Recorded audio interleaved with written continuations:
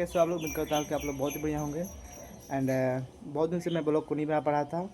इसका रीज़न ये है कि मेरा जो फ़ोन है उसमें कुछ और इसी कारण मैं ब्लॉग को नहीं बना पा रहा था और ब्लॉग अपलोड भी नहीं कर पा रहा था। एक बहन ने कमेंट किया था कि भैया इंग्लिश के नोट्स कैसे बनाते हो। तो आज मैं बताने वाला हूँ कि मैं इंग्लिश के नोट्स कैसे बनाता हूँ और जैसा मैं बनाता हूँ नोट्स वैसा ही दिखाऊँगा। चलिए अपना रूम में।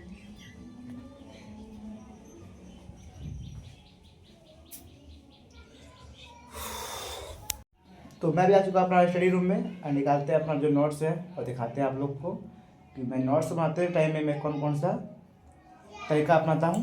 ठीक है।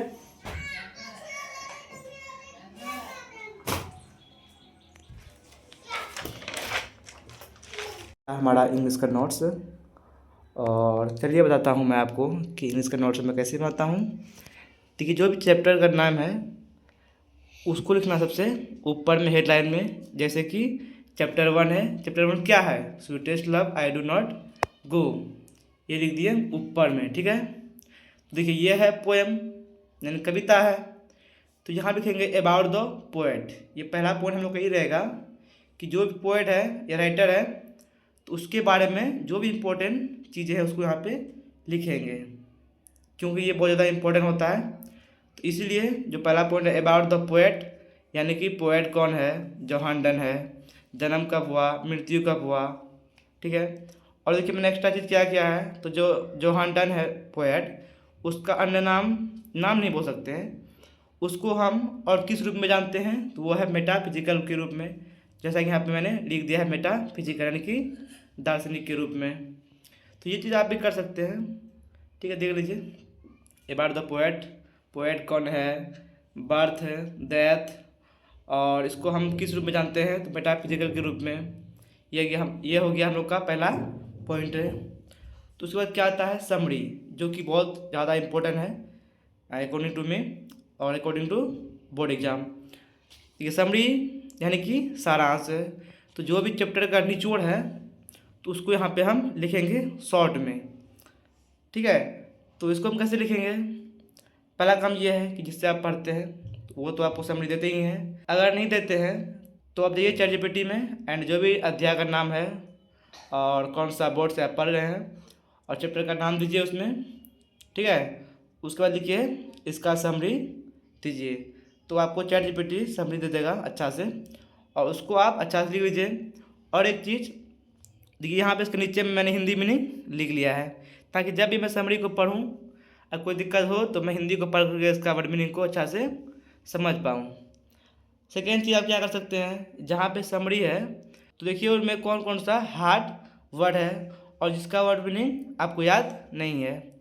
तो फॉर एग्जाम्पल देखिए यहाँ पे है स्वीटेस्ट, तो इसका हिंदी मीनिंग मुझे पता नहीं है, तो मैं क्या करूँगा, तो जो यहाँ पे स्वीटेस्ट लव है इसका ब्रैकेट में यहाँ पे हिंदी में इसका अर्थ को लिख लूँगा।